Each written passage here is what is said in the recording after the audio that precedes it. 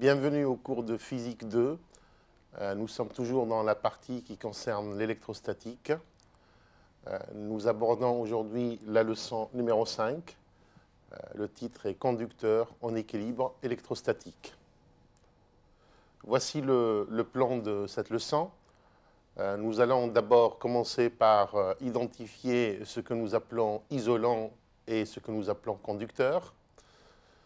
Le deuxième paragraphe concerne le champ électrique à l'interface entre deux milieux. Ensuite, nous regarderons ce que c'est un conducteur à l'équilibre. Le point suivant concerne l'étude d'un ensemble de conducteurs que nous appelons en équilibre. Ensuite, nous étudierons les problèmes et les phénomènes d'influence entre conducteurs. Et nous finirons par introduire le condensateur et les principales relations qui lui sont associées. Donc, premier point, isolant et conducteur. Les matériaux dans la nature peuvent se trouver sous différentes formes. En ce qui concerne la partie qui nous concerne, à savoir l'électrostatique, nous pouvons en réalité faire deux grosses classifications de types de matériaux. La première classe concerne ce que nous appelons les isolants. Donc, ce sont des matériaux qui n'ont pas la capacité de permettre le déplacement de charges électriques, je veux dire des charges électriques à l'intérieur des matériaux. À chaque fois que nous avons des charges, eh bien, elles resteront immobiles à l'intérieur de ces matériaux. Des exemples connus sont par exemple le verre, la soie, de l'eau pure, le vide par excellence, même si ce n'est pas un matériau, mais constitue ce qu'on appelle un réel isolant. La deuxième catégorie de matériaux concerne donc cette fois-ci le cas opposé, à savoir les conducteurs. Donc cette fois-ci, dans un conducteur, les charges électriques se déplacent de manière très très simple, de manière aisée. Donc il y a beaucoup de charges mobiles. Là, il y a aussi beaucoup de types de matériaux qu'on peut classer dans cette catégorie. Des exemples tels que le cuivre, le mercure ou l'or sont des exemples, je dirais, courants de conducteurs.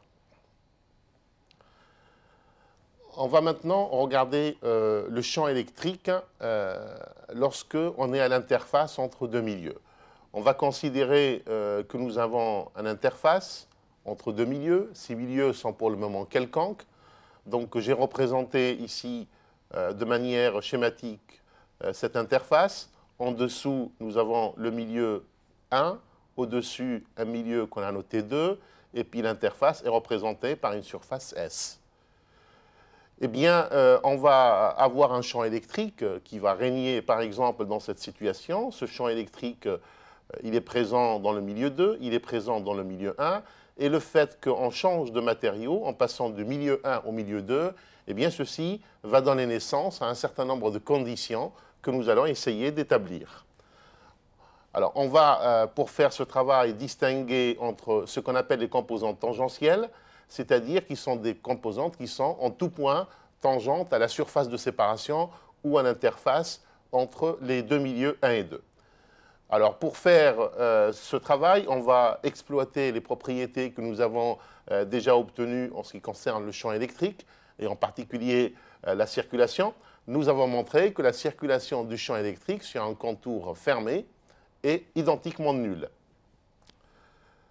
On va imaginer un contour. Ce contour va passer à travers donc les deux milieux et traverser l'interface. C'est ce qui est matérialisé ici. On a un contour A, B, C, D. Donc on a la partie AB qui est complètement dans le milieu 2, la partie CD qui est complètement dans le milieu 1, et puis les parties BC et AD sont les parties qui passent du milieu 1 au milieu 2. Eh bien, la circulation sur ce contour fermé, on sait que c'est égal à 0. On va la décomposer en 4 contributions élémentaires. La circulation sur AB, plus la circulation sur BC, plus la circulation sur CD, plus la circulation sur DA. Comme je m'intéresse à l'interface, eh bien, les circulations ou les longueurs de segments BC et AD sont très petites, pour être au niveau de la surface. Donc en première approximation, je peux dire que la circulation sur BC et la circulation sur DA sont toutes les deux nulles. Donc la circulation qui me reste sera la circulation sur le contour AB. Donc ça va être AB multiplié par le champ E2 qui règne donc dans le milieu 2, plus la circulation sur CD. Pour le calcul de cette circulation, donc là, il faut faire attention au sens de la circulation sur ce contour-là. Il faut bien faire la circulation de A vers B pour le pourtour supérieur, et puis la circulation de C vers D sur le contour qui est dans le milieu inférieur. Évidemment, les circulations qui sont verticales ici n'apportent pas de contribution. Eh bien, si je choisis un contour tel que la longueur physique AB et CD soient les mêmes, eh bien, cette écriture-là se transforme simplement en l'écriture suivante, à savoir la composante E2 mais projetée sur la partie tangentielle sur l'interface, c'est-à-dire ce que j'ai appelé DL en longueur ici, moins ET2, ET1, c'est le champ électrique dans le milieu inférieur, multiplié par 0, multiplié par DL égale 0. Conclusion, étant donné que DL est quelconque, eh bien la composante tangentielle vue du côté 1 et la composante tangentielle vue du côté 2. Nous arrivons ici à une relation en fait fondamentale en ce qui concerne le champ électrique, quels que soient les milieux que nous avons. Le champ électrique, lorsqu'il à l'interface entre deux milieux, eh bien, il y a continuité de la composante tangentielle du champ électrique, et ceci quel que soit l'état de surface. On va maintenant regarder la deuxième composante qui est la composante normale, donc perpendiculaire à l'interface. Là, on va faire appel à une autre propriété du champ électrique, à savoir le théorème de Gauss. Donc le théorème de Gauss, il nécessite une surface fermée pour faire le calcul. Donc je vais faire comme tout à l'heure, prendre mon interface donc entre les milieux 2 et 1 et je vais construire une surface fermée qui va me permettre d'appliquer le théorème de Gauss. Alors il s'agit d'un cylindre de surface delta S qui va, donc on le voit sur la figure, traverser l'interface de part et d'autre. Donc on va avoir la moitié du cylindre dans le milieu 1 et l'autre moitié dans le milieu 2. Donc la circulation, le flux du vecteur E ou le flux du champ électrique à travers cette surface fermée est égal à l'ensemble de charges divisé par epsilon 0. Si on suppose que nous avons une densité de charge sigma sur la surface, eh bien la charge totale qui est à l'intérieur de ce cylindre-là serait sigma fois delta S, et ce terme-là, c'est le 1 sur epsilon 0, vous le reconnaissez, c'est celui du théorème de Gauss. Quant au flux, eh bien, il a deux contributions. Il a la contribution qui sort par la face supérieure et la contribution qui sort par la face inférieure. En regardant correctement l'orientation des surfaces donc supérieures et inférieures, eh bien, on va simplement obtenir le champ électrique dans le milieu 2 multiplié par le vecteur orienté NN2 multiplié par delta S, ça c'est le flux sortant de la face supérieure, plus E1, donc c'est le champ électrique dans le milieu 1, multiplié par NN2 delta S, et ça donc c'est le champ sortant par la face inférieure, ou le flux sortant par la face inférieure. Eh bien, lorsque j'applique ça et j'utilise l'orientation correcte des surfaces, eh bien, j'obtiens que la différence entre la composante normale du milieu 2 moins la composante normale du milieu 1 est égale à la densité de charge en surface sigma divisé par epsilon 0. Et ça, c'est un vecteur NN2 qui indique simplement l'orientation qui est retenue. Donc, on obtient cette fois-ci un résultat aussi remarquable pour le champ électrique, à savoir lorsque le champ électrique traverse une surface, et si cette surface contient des charges électriques, alors il subit une discontinuité, et cette discontinuité est exactement égale à sigma sur epsilon 0. Voilà, j'ai fini avec ces deux relations importantes en ce qui concerne le champ électrique, c'est ce qu'on appelle les relations de passage ou les relations à l'interface. On va maintenant regarder ce qu'on appelle un conducteur à l'équilibre. Donc, on va imaginer la situation suivante. Nous allons créer un champ électrique, par exemple, avec un système d'électrodes. On prend une électrode ici qui est chargée avec des charges positives, et de l'autre côté, on a une électrode qui est chargée par des charges négatives. On voit tout de suite qu'il va apparaître un champ électrique qui est représenté ici par des lignes qui sont en fait les lignes de champ. Et maintenant, je vais prendre un milieu conducteur et je vais le plonger dans ce champ-là. Alors, qu'est-ce qui va se passer? Donc, on va distinguer deux régions. Les régions qui sont éloignées de la position où j'ai positionné mon conducteur, qui est représenté ici par cette figure verte. Donc, lorsque je suis loin de la position où se trouve le conducteur, eh bien, mon système de champ n'est pas perturbé. C'est-à-dire que je vais retrouver, après avoir mis ce conducteur-là, la même situation que celle que j'avais avant. Donc, on le voit sur cette partie-là et on le voit sur cette partie-là. Maintenant, sur le conducteur à l'intérieur, donc là, il va se passer un certain nombre de choses.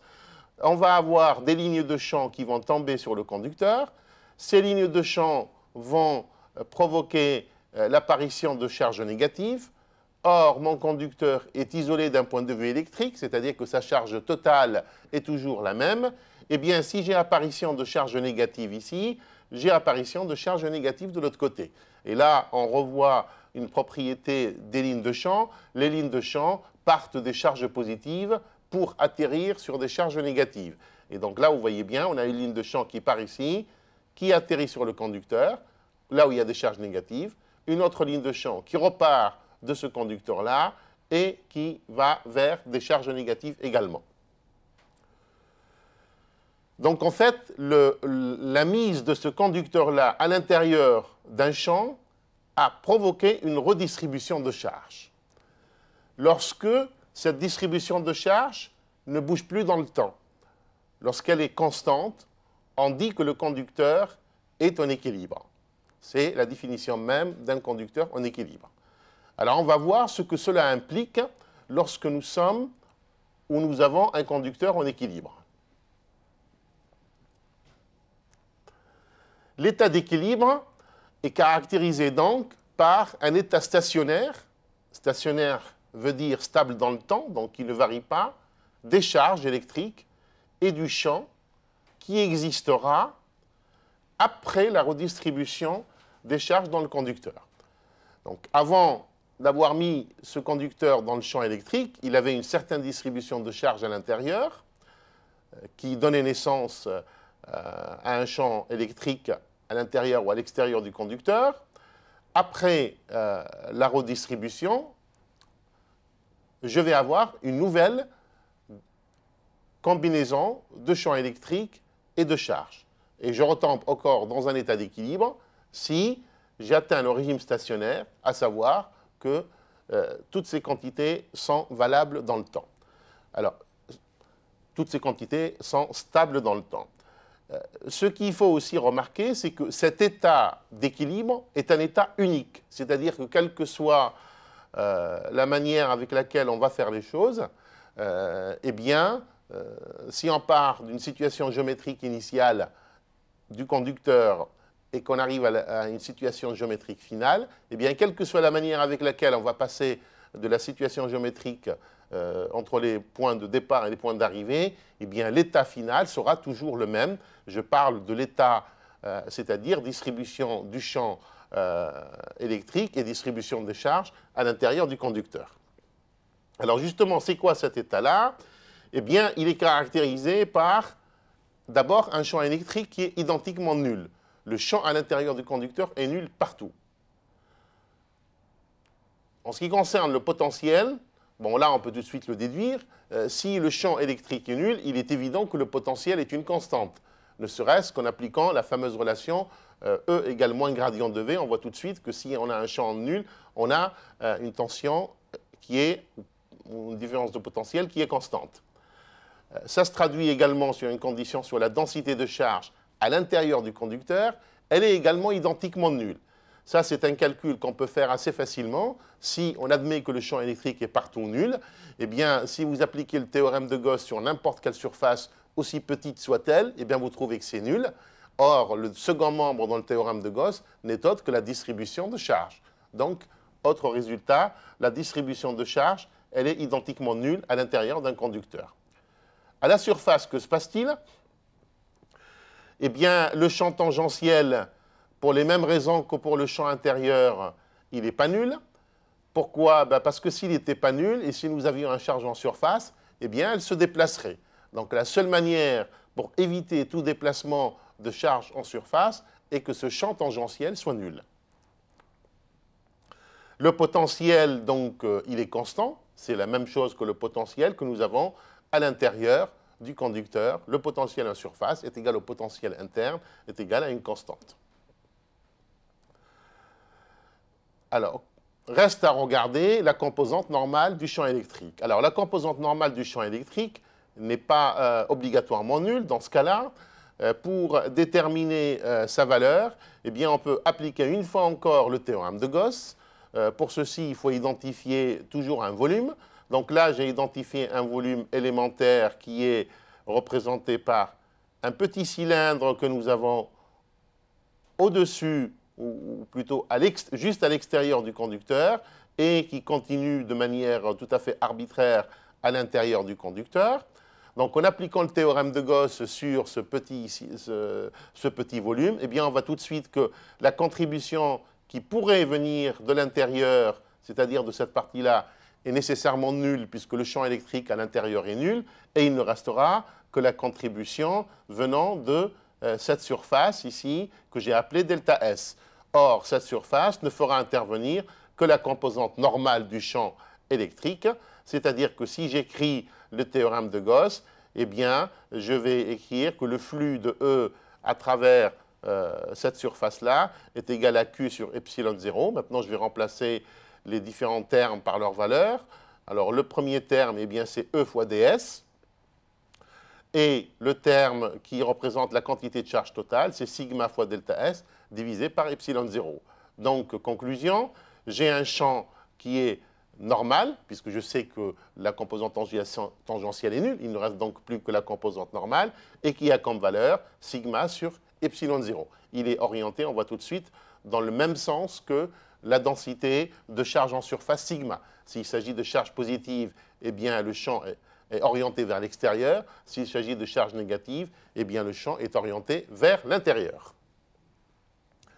Discontinuité de E, on voit tout de suite que eh bien, le champ électrique à la surface de conducteur est discontinu. Mais ça, on l'a déjà vu. On a vu que justement, lorsqu'on traversait une surface et qu'il y avait une densité de charge sigma sur cette surface, alors le champ électrique subit une discontinuité qui était directement proportionnelle à la densité de charge en surface. Alors, on peut essayer d'avoir une autre vision de cette densité de charge. Effectivement, on peut traiter aussi ces charges que pour le moment on a considérées en surface comme si c'était des charges en volume, mais distribuées sur une profondeur qui est située entre 0, c'est la surface, et moins A étant donc la profondeur sur laquelle se distribuent ces charges-là.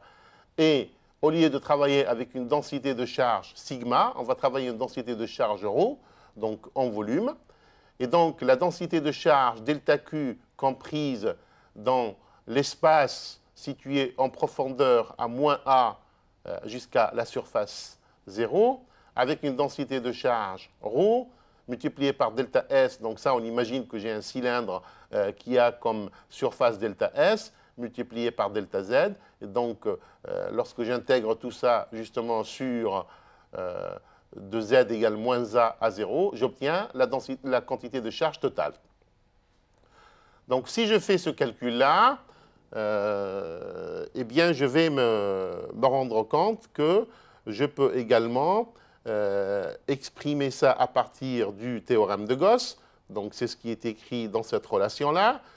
Donc là, j'écris simplement que le flux sortant, eh bien, donc ça, c'est à la position Z plus dz. Ça, c'est à la position Z. Le flux sortant à travers la surface S est égal à la quantité de charge, c'est-à-dire ρ fois delta S sur dz, delta S fois dz, et le epsilon 0, c'est le epsilon 0 qui est ρ sur sur epsilon 0 lorsque nous étions dans le théorème de Gauss. Alors, conclusion, je vois que je peux définir une densité de charge de surface sigma qui est associée à une densité de charge en volume qui s'écrit sous cette forme-là. Et je peux définir une variation du champ électrique. Donc, la variation par rapport à la position Z est égale à ρ de Z sur epsilon 0. Et donc, par voie de conséquence, je peux écrire que la différence de la valeur du champ entre la surface, c'est E en 0, et la profondeur moins A est égale à 1 sur epsilon 0, somme de moins A de ρ de Z d de Z. Si je considère que je suis effectivement dans un conducteur, eh bien le terme à une profondeur moins A est nul.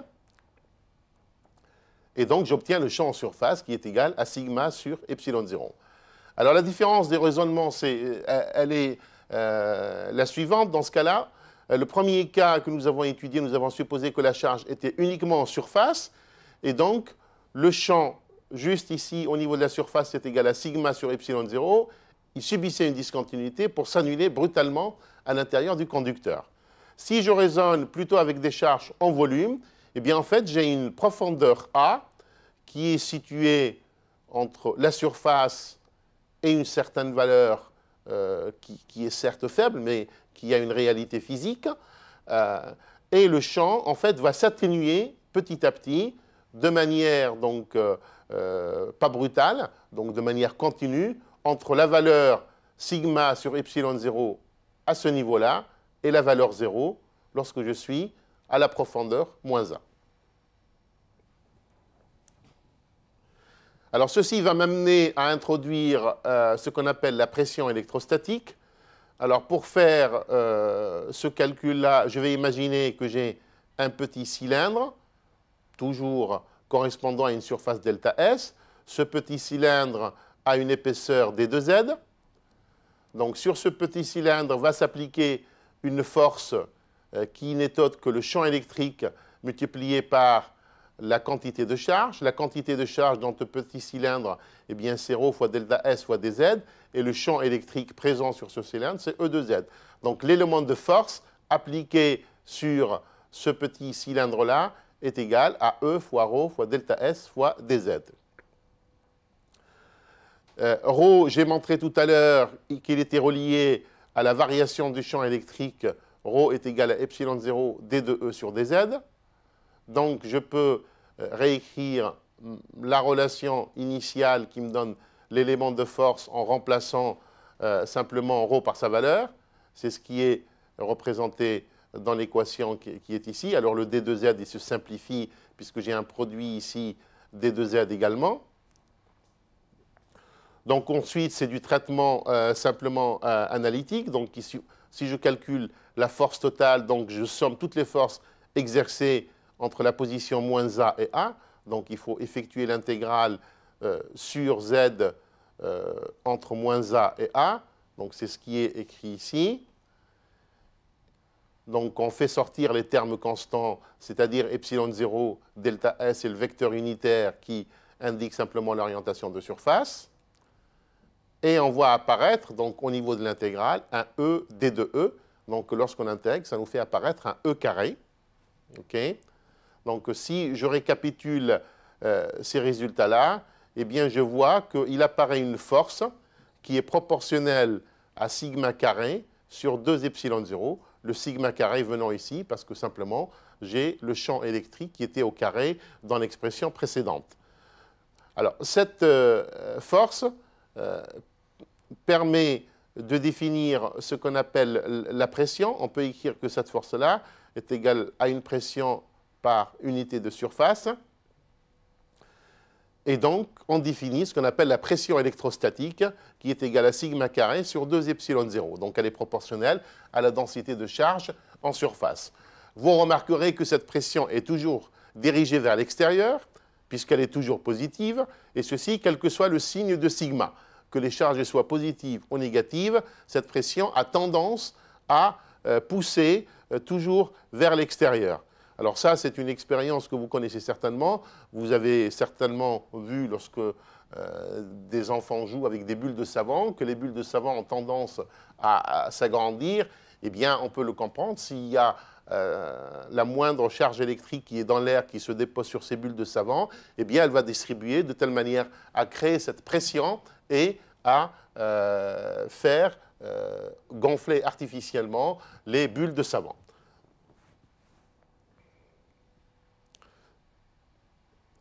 Bien, donc on va introduire maintenant toujours dans le cas du conducteur ce qu'on appelle la capacité d'un conducteur. Donc je vais imaginer un conducteur à l'équilibre électrostatique. On sait que le champ intérieur est nul, la charge intérieure est nulle, la charge totale peut être une certaine valeur Q et le potentiel V. Donc en fait, je vais mettre mon conducteur à un potentiel V, ce qui va provoquer une charge Q. Cette charge Q, comme elle ne peut pas être à l'intérieur puisque je suis à l'équilibre électrostatique, eh bien elle va se distribuer sur la superficie de ce conducteur. Donc ce sont les éléments de mon calcul.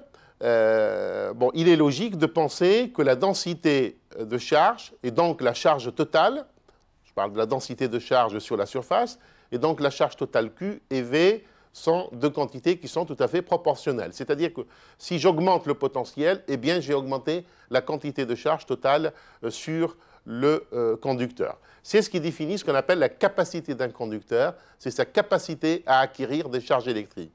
C'est le rapport entre la charge Q et le potentiel V. C'est comme ça qu'est définie la capacité. Alors cette capacité, alors ce n'est pas tout à fait la même que la capacité d'un condensateur que nous verrons tout à l'heure, se mesure avec la même unité, à savoir le farad. On va faire un calcul simple pour une sphère de rayon R, donc une sphère conductrice de rayon R, portée à un potentiel V, donc elle va acquérir une charge Q, densité de charge sur la surface sigma, la charge totale, donc j'ai dit que c'était Q, le potentiel créé à une distance R est égal à Q sur 4pi epsilon 0 multiplié par 1 sur R. Cette expression est valable lorsque je suis à l'extérieur de la sphère, c'est-à-dire pour une distance R plus grande que le rayon. Si je regarde juste à l'interface, je vais avoir une valeur V de R égale V de grand R. Et pour R plus petit ou égal à R, étant donné qu'il s'agit d'un conducteur en équilibre, eh bien le potentiel à l'intérieur du conducteur est une constante. Et donc, en fait, cette expression-là, V de R égale V de grand R égale une constante pour R plus petit ou égal au rayon de la sphère. La quantité de charge en fonction de la densité de charge sigma, c'est 4pi R carré multiplié par sigma. Le potentiel V de R, eh bien, on peut le calculer facilement, c'est sigma fois R sur epsilon 0, ce qui permet de déduire rapidement la valeur de la capacité. Donc la capacité, ce n'est autre que le rapport entre V et Q, et ça nous donne la capacité d'un conducteur de forme sphérique de rayon R, c'est 4pi R fois epsilon 0. Donc vous voyez que plus le rayon est grand, plus la capacité est importante, ça veut dire que plus le conducteur a une capacité pour acquérir des charges sous un potentiel. Alors on va exploiter ce résultat pour expliquer ce qu'est le phénomène des pointes. On va supposer que nous avons deux sphères de rayons différents, grand R pour la première, R' pour la deuxième. Ces deux sphères sont reliées par un fil conducteur de telle manière à ce qu'on puisse supposer qu'elles sont au même potentiel, même si c'est noté ici V et V', on va après mettre que V est égal à V'. Donc, état initial, on a une première sphère qui porte une charge Q et qui a un potentiel V. On a une deuxième sphère qui porte une charge Q' et qui a un potentiel V'. On va supposer que les sphères sont très éloignées l'une de l'autre de telle manière à ce qu'il n'y ait pas d'influence d'un point de vue électrostatique entre les deux sphères. Donc, on va supposer maintenant qu'on va relier ces deux sphères tout en les maintenant très éloignées l'une de l'autre de telle manière à ce qu'elles aient le même potentiel. Eh bien, on va obtenir la quantité de charge sur la première sphère, Q 4pi R carré est multiplié par sigma, le potentiel de la première sphère, V égale sigma fois R sur epsilon 0. On fait le même travail pour la deuxième sphère, donc on va avoir Q', R' et sigma' d'un côté. Pour le potentiel, on va avoir V', sigma', R' sur epsilon 0. On égalise les deux potentiels, ce qui nous donne que le produit sigma fois R est égal à sigma' fois R'. Ou encore le rapport sigma sur sigma' est égal à R' sur R. Alors ce résultat est très intéressant parce que je vais essayer maintenant de l'appliquer sur un conducteur sphérique. Je prends un conducteur sphérique, donc je suis évidemment au même potentiel de partout. Sur un conducteur non sphérique, eh bien, le rayon de courbure n'est pas le même.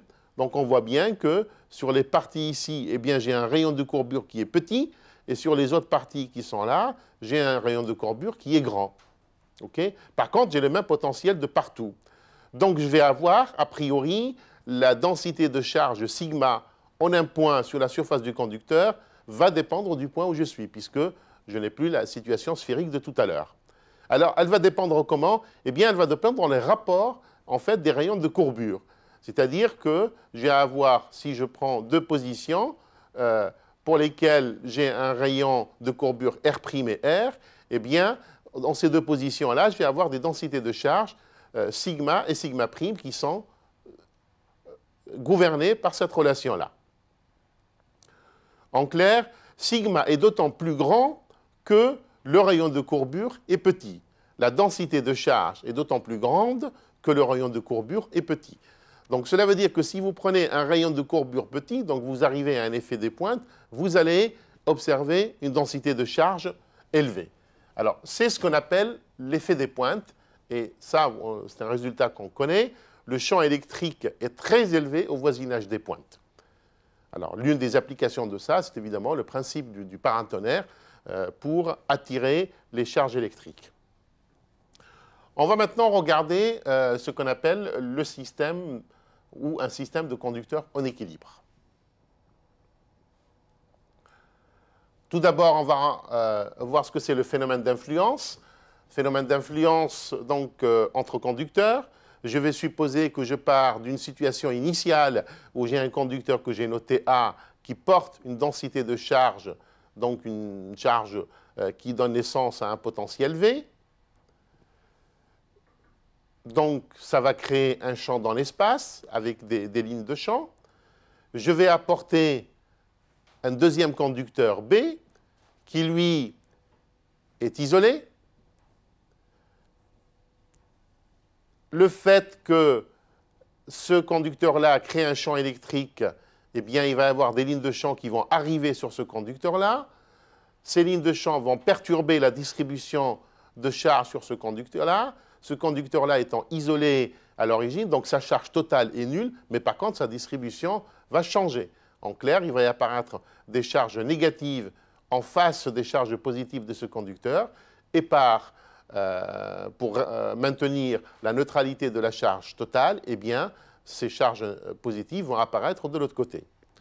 Et donc, on va avoir un peu ce schéma en ce qui concerne les lignes de champ, des lignes de champ qui partent du conducteur A, atterrissent sur le conducteur B, donc création de charge négative, mais le conducteur B va lui-même créer évidemment d'autres lignes de champ et un champ électrique à l'extérieur.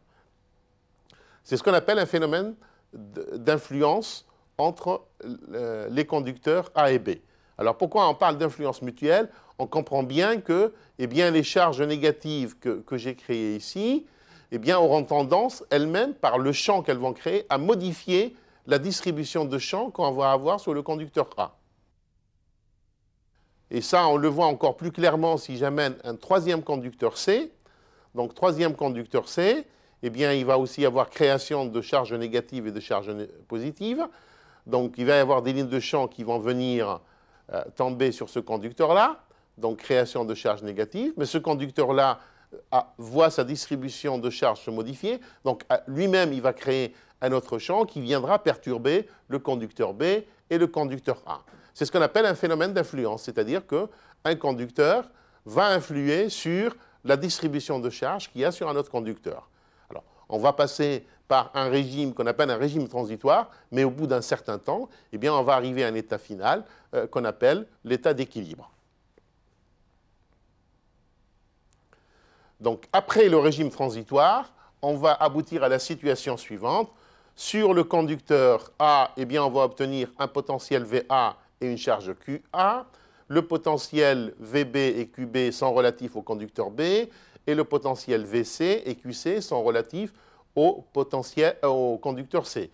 Évidemment, si les conducteurs B et C étaient isolés à l'origine, eh bien, la quantité QB et QC n'ont aucune raison de changer et elles seront nulles à l'état final. Par contre, si les conducteurs B et C étaient reliés à d'autres conducteurs, les quantités QB et QC peuvent être différentes de 0. Alors, ce qui est important ici, c'est de remarquer qu'une fois encore, une fois que la position géométrique de ces conducteurs a été figée, eh bien, le régime d'équilibre qui va se créer constitue une solution unique. Ça ne dépendra pas de la manière, par exemple, comment je vais amener C à cette position finale, quelle que soit la manière avec laquelle j'ai amené le conducteur C à la position finale, eh bien, la solution finale, après l'état transitoire, sera exactement les mêmes. C'est ce qu'on appelle une solution unique, ou unicité de la solution. Donc, cet ensemble de conducteurs va générer dans l'espace un champ et un potentiel qui dépend en tout point de l'espace. C'est un potentiel électrostatique, qui est le potentiel d'équilibre. Ce potentiel sera caractérisé par les relations suivantes. V de x, de y et de z est égal à VI est égal à une constante sur chacun des conducteurs. Donc les conducteurs peuvent être à des potentiels différents, mais sur un conducteur unique, le potentiel est une constante. Et donc cette condition sera vraie évidemment, quel que soit le nombre de conducteurs que je vais avoir. Donc V est une solution unique, comme je l'ai dit. L'état d'équilibre sera également caractérisé par la chose suivante. Donc la densité de charge à l'intérieur d'un conducteur est nulle. Pour exprimer le potentiel, eh bien, il va toujours obéir à la loi de Laplace, ou l'équation de Laplace, qui s'écrit Laplacien de V est égal à ρ de M sur epsilon 0 est égal à 0. Donc c'est nul à l'intérieur, c'est nul également à l'extérieur, puisque le champ, la densité de charge est également nulle. Et les conditions aux limites, à savoir, lorsque M tend vers l'infini, eh bien, le potentiel va tendre vers 0. Et lorsque M tend sur un point sur un des conducteurs, eh bien, le potentiel va tendre sur le potentiel relatif à ce conducteur-là. Le principe de superposition, principe qui peut se résumer de la manière suivante. Donc, supposons que nous avons deux états d'équilibre. Un premier état d'équilibre caractérisé par une tension V1 et une quantité de charge Q1. Un deuxième état d'équilibre caractérisé par une tension V2 et une quantité de charge Q2. Eh bien, le principe de superposition nous dit que si A et B sont deux constantes, alors tout état constitué de la manière suivante, A fois V1 plus B fois V2 en ce qui concerne le potentiel, aura automatiquement comme charge une charge Q qui est égale A fois Q1 plus B fois Q2. Si on suppose que nous avons deux conducteurs qui sont en influence, à l'état initial, les deux conducteurs sont éloignés. Donc, on peut écrire que le Q1 initial est égal à la capacité de conducteur multipliée par une tension V1. Je vais appeler ça la capacité du conducteur C11 multipliée par V1. Si maintenant j'amène le conducteur 2, on a vu que par influence, la charge Q1 va se modifier. Donc, il va apparaître une charge Q influence. Et cette charge Q influence va être directement proportionnelle à la tension V2 qui génère cette charge-là. C'est-à-dire que la charge totale Q1 sur ce conducteur, le conducteur 1, serait donc proportionnelle à la tension V1 sur le conducteur 1, plus la tension V2 sur le conducteur 2. Et le coefficient C12 ici est un coefficient, en fait, ce qu'on appelle de capacité mutuelle entre les conducteurs 1 et 2, alors que le coefficient C1 ici, c'est ce qu'on appelle le coefficient de capacité propre. C'est le même coefficient que nous avons vu dans le cas d'une sphère de rayon R. Et pour le conducteur 2, on va avoir le même phénomène. Hein. Donc la charge sur le conducteur 2, elle vient du conducteur 2 lui-même à travers la tension V, mais elle vient par influence à partir du conducteur 1 sur la tension V1.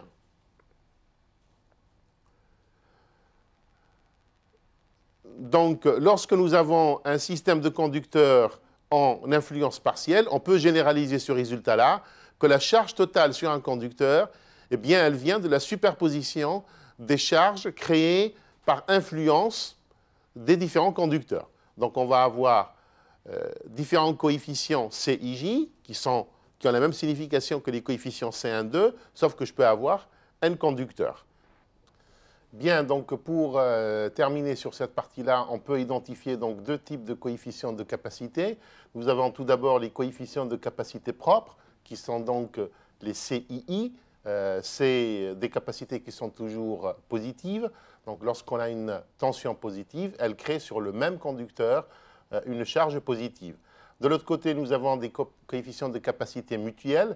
Donc c'est les CIJ égale CJI, donc ça c'est par symétrie, on peut tout de suite le voir, et qui indique la création tout simplement de charges électriques par effet de mutuelle, par effet d'influence, comme on l'a vu, lorsque nous avons une charge positive sur un conducteur, elle génère sur l'autre conducteur une charge qui est négative. On va terminer maintenant cette leçon en regardant un tout petit peu plus en détail la notion de condensateur. Comment va-t-on définir un condensateur? Eh bien, simplement, on va mettre deux conducteurs, ce qu'on appelle une influence totale. Donc, imaginez que nous avons deux conducteurs. Un premier conducteur qui est à l'extérieur ici, B, qui enveloppe complètement un conducteur intérieur, A. Donc, on dit que les deux conducteurs sont une influence totale parce que toutes les lignes de champ partant du conducteur B vont arriver sur le conducteur A.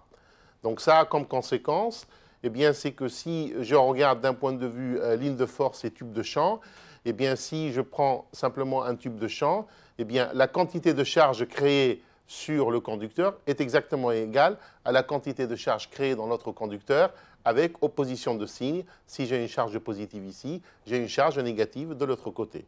Et donc, un condensateur, eh bien, il est caractérisé par ce fait-là. Toutes les lignes de champ partant d'une armature du condensateur, ici c'est le conducteur A, vont arriver au conducteur B. Et donc la quantité de charge sur une partie, donc sur un conducteur A, est exactement égale à la quantité de charge de l'autre côté, mais avec une opposition de signe. Donc le condensateur étant sous cette forme-là, maintenant lorsqu'on essaye de le représenter d'un point de vue schématique, on arrive à une représentation classique que vous avez probablement vue. Donc le condensateur est caractérisé par sa charge Q, donc c'est la quantité de charge sur l'une des deux armatures ou l'un des deux conducteurs.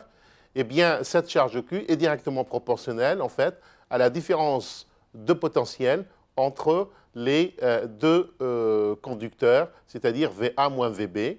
Et donc, on a la relation classique Q, quantité de charge, égale la capacité multipliée par V. Eh bien, voilà donc que nous sommes arrivés au terme de cette leçon sur les systèmes de conducteurs. Je vous donne rendez-vous à la prochaine leçon et je vous dis au revoir.